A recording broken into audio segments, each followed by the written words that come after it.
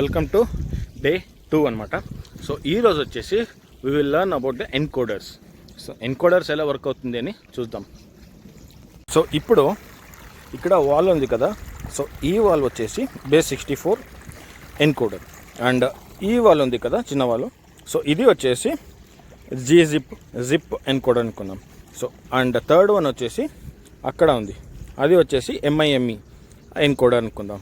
So ఇది ఎప్పుడు వాడతామంటే sender మనకి base64 ఫార్మాట్లో డేటా పంపిస్తుండేటప్పుడు we will turn on that wall, అంటే ఆ సిపిఐ ఇంటిగ్రేషన్ సూట్లో మేము base64 ఎన్కోడర్ని యూస్ చేస్తాం.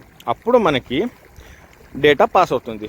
ఇప్పుడు ఈ base64 సెండర్ వచ్చేసి base64 ఫార్మాట్లో వాడేటప్పుడు if you use gzip or zip encoder, అది డేటా పాస్ అవ్వదు, it will show error. Or else if you use MIME encoder and అప్పుడు కూడా డేటా పాస్ అవ్వదు, బికాస్ ఫార్మెట్ base64లో సెండ్ అయ్యేటప్పుడు we have to use base64. అప్పుడైతేనే we will be getting the data and it will pass through the integration suite. అర్థమైంది కదా. So base64 అనేది ఒక ఫార్మెట్, gzip అనేది ఒక ఫార్మెట్, MIME అనేది ఒక ఫార్మెట్. MIME ఎప్పుడు వాడతామంటే డేటాతో పాటు when we use to send the PDFs or documents, so ఏదైనా అటాచ్మెంట్ వచ్చేటప్పుడు if you use those MIME encoder, data ఈజీగా సపోర్ట్ చేస్తుంది ఆ ఎన్కోడర్.